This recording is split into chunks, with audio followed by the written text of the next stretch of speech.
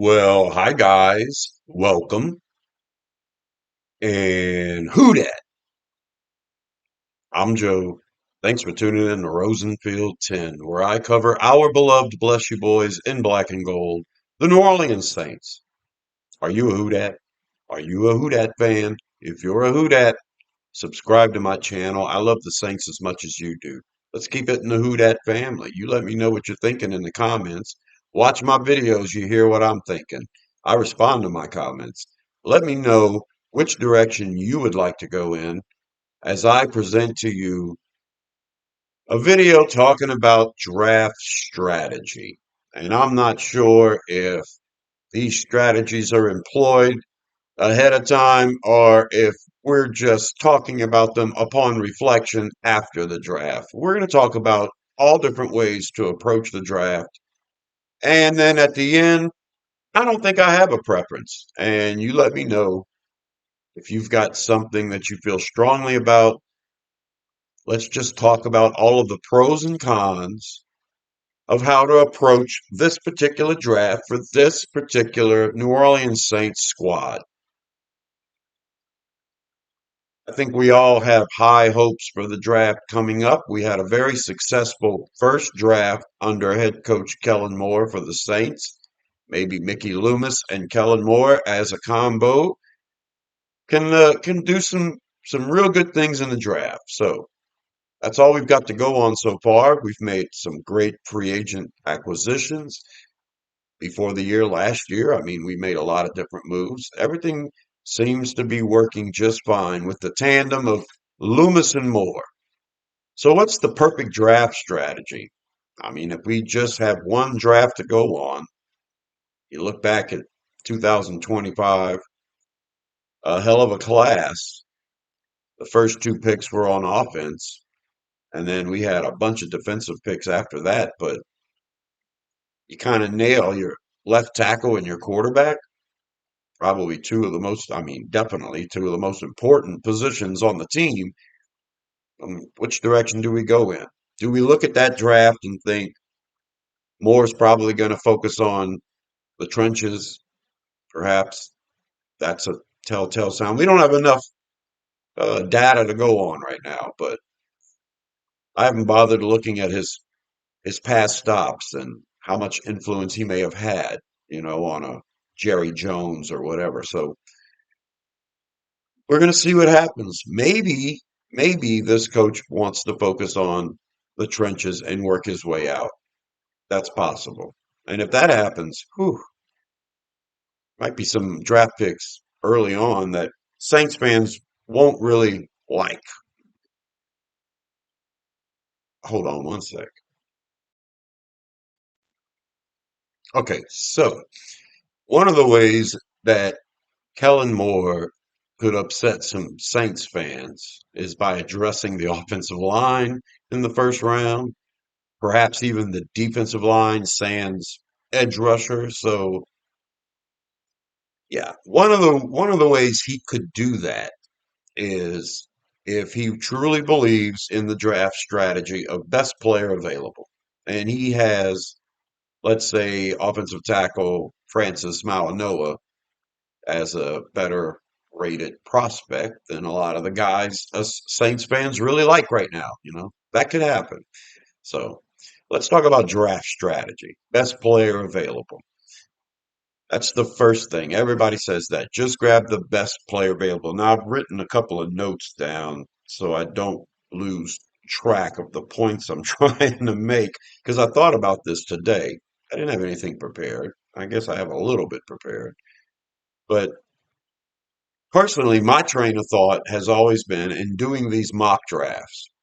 My train of thought has always been you look at the deficiencies on the team, you address said deficiencies with the draft picks. Now that sounds fine and dandy, and if everything lines up great, it can work out. But then there's that caveat of best player available. Let's say by some crazy circumstance, quarterback Fernando Mendoza falls all the way to pick 8. And then the Saints are like, okay, this guy's actually the number one prospect on our board. Nobody else had him number one, they would have drafted him. He falls to us. You don't need a quarterback, but perhaps he's in a whole other tier above everybody else. That kind of situation. It's happened to the Saints before when we had Ricky Williams and we drafted Deuce McAllister. We didn't need a running back. He was the best player on the board. We took him. Same thing the year we took Reggie Bush. We had Deuce McAllister. Didn't need a running back. Reggie Bush was by far the best prospect the Saints saw in the draft, and they took him. Just a couple of years ago when we drafted Kool-Aid McKinstry, that was wild. That was a second round pick. We moved up to get Kool-Aid McKinstry. And at the time, we had Marshawn Lattimore, Paulson Adebo, and Alante Taylor on the team.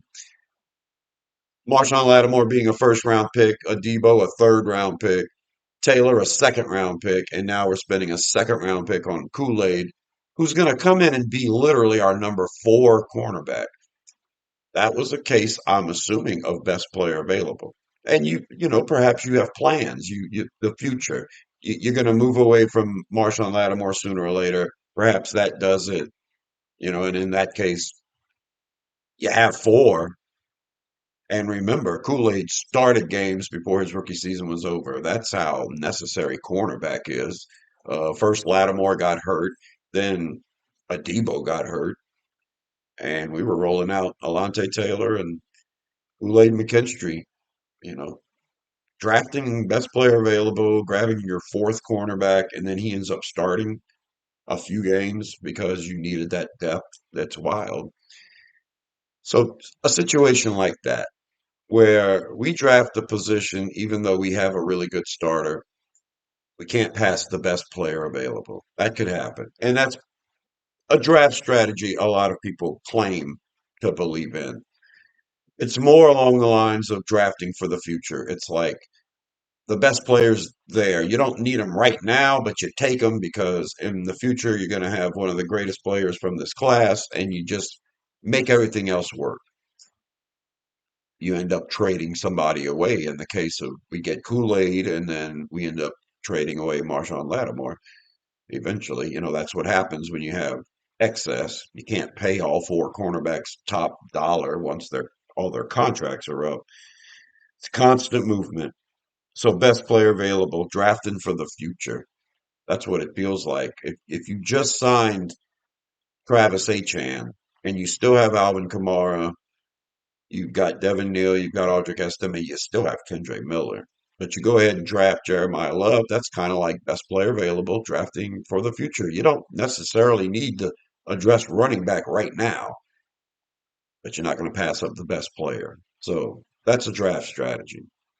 And I say strategies become reflections after the draft because you don't necessarily go in there saying, I'm going to draft the best player available, and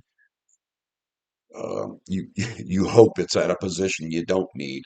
We would like to fill the positions we actually need. You would like for all of that to line up. And so the strategies can merge in that sense. So that's the next aspect. Actually drafting for immediate need, drafting based on what your roster looks right now. There may be a position, like let's say a wide receiver. You feel like you have a number one wide receiver in Olave. You don't really have a bona fide, really good number one right guard. So perhaps you choose Olave Vega Ioane at guard and plan on starting him at right guard. And you chose him ahead of a guy like Makai Lemon because you feel like, well, we're a little better at wide receiver. I mean, this guy's going to be plug and play. Ioane is going to be plug and play. Then again, it's not really a good example because we need wide receiver too. We need wide receiver also. But if you're drafting for now and you're passing on maybe something that would be beneficial in the future, it could be a bad thing. However, come on, the shuck window is open right now, and this team needs to get young. We need to get cheap players. We need to fill some spots. Every position's up in the air. So, maybe best player available. We can't really fall in a position you don't really need it. I've already done a video where I talk about every position we could draft. There's a reason for it. So maybe this is the best year to just grab best player available, no matter what the position, because we can find a spot for him. Now, if it's an offensive tackle, you're probably going to want to move him to guard. If it's a wide receiver and he dominates the slot, then that kind of takes away what some of our receivers, can do. Olave flexes. He plays outside. He plays a slot sometimes. Vele makes a really good big slot. Juwan Johnson occupies the slot constantly. So, you'd like to get a piece that's going to fit, make everything work. So, draft strategy, what do you think? If we went in there for position of need, if we just look at the roster right now, and I guess I'll pull up the offense. If we go in there right now and we just want to fix this roster as it stands right now, I think the major positions to look at would be right guard, another starting wide receiver. You need backup center. I think you need backup tackle too. And yeah, you could probably get a running back considering Kamara and Kendre Miller are going to be out the door soon.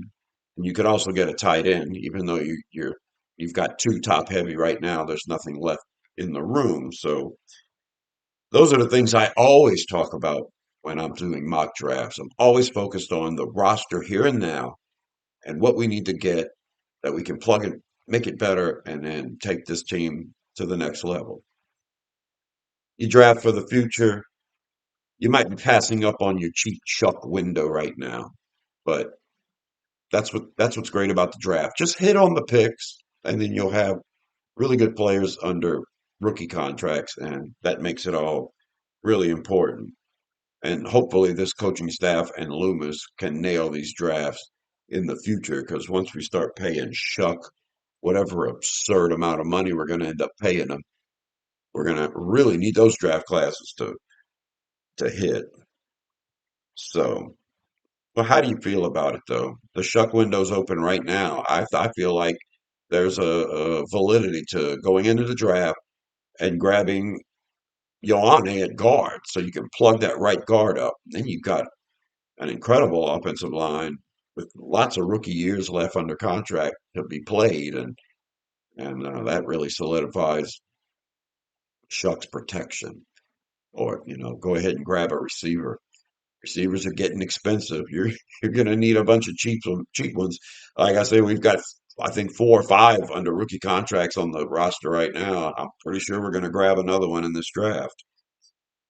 So yeah, I kind of feel like drafting for position of need this year makes a lot of sense because I feel like we're pretty close and that window's open. Oh, then again, we've got a couple of really good linebackers, but if Sonny Styles there with pick 8, grab that best player available. So that's another thing I wanted to talk about in this video. I've heard a couple of people say that there's only 8 elite players in this draft.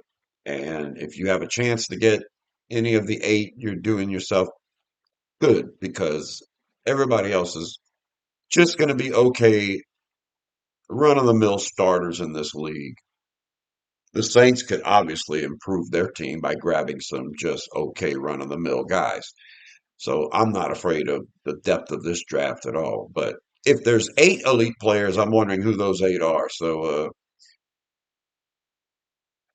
let's pull up my top 12 again. These are my top 12. These are guys that I would love to get with the 8th overall pick, including Ioane, including all 3 receivers, including Malanoa. And there's other players that if we traded down would make pretty good first round picks too, whether that's edge rusher Akeem Messidor, even edge rusher Zion Young, the cornerback Jermad McCoy, who is going to fall because of his injury, but solid player. The safety Dylan Thieneman isn't the only first round projected safety in this class. You could also get tight end Kenyon Sadiq. If you trade down, And then you can start talking about defensive linemen, whether Peter Woods comes into play or Caden McDonald or Lee Hunter or whatever. There's other edge rushers down there too, Parker and Howell. And so, yeah, trading down would be a good idea. And that's another aspect of draft strategy to talk about. The Saints always trade up. I feel like they have these small, big boards, and when only a couple of players are left, they have to accumulate the resources to move up and to go get their guy. And it seems kind of lazy to me. You should at least have some fallback options. The draft is a crazy thing. I don't want to give up future draft capital to go and get the one guy. I kind of want somebody that's going to be in the range we're picking to be the guy. Now maybe, if there's somebody, so we don't have a lot of draft picks. We have one first round pick, one second round pick, one third round pick, and then our next two picks late in the fourth round. If there's somebody there late in the third round that's so good, we're willing to package both our fourths to move up and get them. I'm okay with that. I think those late fourth round picks are awful.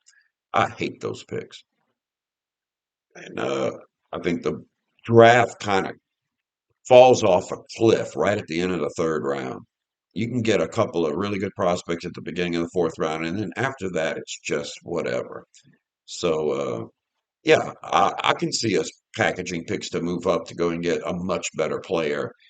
In that case, where you're going from like the second tier to the third tier, and then everything below the third tier, you don't even know if they're going to make the team, and that kind of moves okay. But to move from pick eight to pick five to go and get the one guy out of these eight that you really like. So what are the eight? I'm assuming quarterback Fernando Mendoza is one of the elite eight, which means seven of these guys is part of the elite eight. I'm going to highlight the ones that I assume are the elite eight. Quarterback Fernando Mendoza, who's not on my list, and then after that, running back Jeremiah Love, safety Caleb Downs, linebacker Sonny Styles, linebacker edge rusher Arvell Reese, edge rusher Ruben Bain, edge rusher David Bailey, cornerback Mansour Delaney, or I have no idea. I need to hear the guy say his name. Haven't seen an interview with him yet. Until then, I'll just call him Monsoon Delilah, and he is probably considered one of those eight elite. Now, Fernando Mendoza gets drafted. We pick at eight. One of these guys should still be there. So, is one of these guys so good we'd want to trade up to go and get? Mickey Loomis probably would. I mean, could you imagine us trading up to go and get Jeremiah Love? Can you imagine something like that happening? And it could with Mickey Loomis's history. And it's a popular draft strategy for the Saints. Why trade down and get lesser players? Well, if you trade down, you get more players. And so you can have one really good player, or you can have three or four pretty good players, or you can just stay where you're at and get two pretty good players. Or you can trade up and go get that really good player, and then you miss out on a bunch of pretty good players. I don't like the idea of trading up. I've already explained it. I like the idea of trading up if you're going from the fifth round to the fourth round or the fourth round to the third round, and you better hope that pick hits. And the Saints move up in the fourth round a lot, and it rarely hits. I mean, we did it with Zach Bowen in the third round, and we didn't utilize him well. We do it in the first round too much, and that always seems way too expensive. We did it with Nick Saldiveri a couple of years ago in the fourth round. What a waste. We move up in the fourth round and we give away a fourth rounder in the next draft to do it, and Saldiveri ends up hurt all the time and can't get on the field.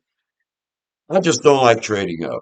Now, I love the idea of trading down. And in this class, talking about this Elite Eight, um, are any of them so elite that you'd be willing to pass up the opportunity to pick up additional top 100 picks? I think this draft's okay. I see a lot of value in the top 100. I see a lot of players on the second round tier and the third round tier that I would love to get for this team that would help out a lot. And I look at this top eight and I'm like, is one of them so good you just can't pass them up. I really like the idea of getting the guard. I might be a wild, insane person and don't tune me out or unsubscribe, still subscribe because I will respond to your comments. Let me know that I'm crazy, but yeah, we need a playmaker. Sure we do. But to replace Cesar Ruiz with Ioane, and I've looked into this guy. He's a solid player. I would venture a guess he may be one of the Elite Eight. Maybe Bain isn't an Elite Eight. Maybe it's Ioane.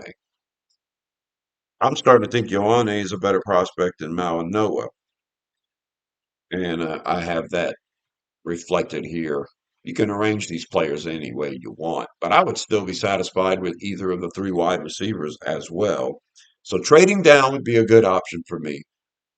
If we get to our pick and four or five of these guys are still there on the board, then yeah, I would trade three or four spots or five spots down and see what we get. Because worst case scenario, I'm drafting the best tight end in the league, or the second best cornerback, or the second best safety, and yeah, that's something Mickey Loomis isn't going to do.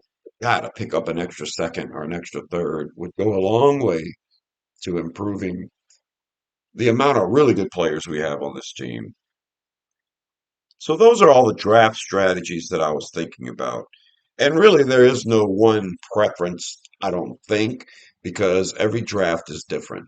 You get into the draft, the situation happens, you have to respond a certain way. Maybe no one's on the board that you consider a best player available.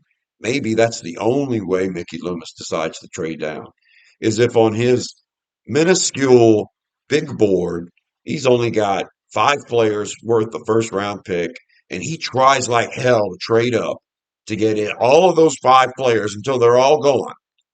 And then he's stuck there at eight with somebody that he could just take, or he could take another guy 15 picks down the road, and it doesn't matter because they're all on the same tier to him now. Then he would have to consider trading down, right? I mean, right? Or you just focus on position of you have that discussion in your 15 minutes. You're going to focus on a position of need and get a guy that's right here, right now, or oh, are we going to get, better players? It's not necessarily that we need more than eight draft picks. Eight draft picks is plenty. It's just improving. Those late fourth rounders drive me crazy, especially when there's so many good second round picks and third round picks. I would, depending on how the board falls, seriously consider trading down. But you have to see. You have to see and wait to see what happens. Maybe you get there and there's no one there, and trading down makes all the sense in the world. Maybe it gets to your pick and five guys are there, and maybe you have an equal rating on all of them. Position of need doesn't really factor in at that point because all five of them are on your Elite Eight. And then that's a reason to trade down because you could still get an Elite Eight and pick up extra picks. Those extra picks, I love them. Mickey Loomis, not so much. Well, he made all nine of his picks last year, and we'll see what draft strategy the Saints employ a month from now when the glorious draft happens. Subscribe to Rosenfield 10. I'll be covering that draft all week long. I'll be covering it all month long. We're going to do some more mock drafts. I tell you what, doing mock drafts and only taking the eight picks without engaging in trades becomes really boring really quick. And I just have issues with every class. I've been doing a few of them. I wanted to do a video where I compare different draft classes and let you guys vote on it. But I tell you, it is frustrating. I just want to trade down with the first round pick or trade down with the second round pick, pick up additional picks in the top 100, and then move up from some of those late picks. And just, I'd be happy with six or seven guys in the, top 140, 145, and this junk we have. All right, let me know what you think. And until the next one, I'll talk to you later. Who dat?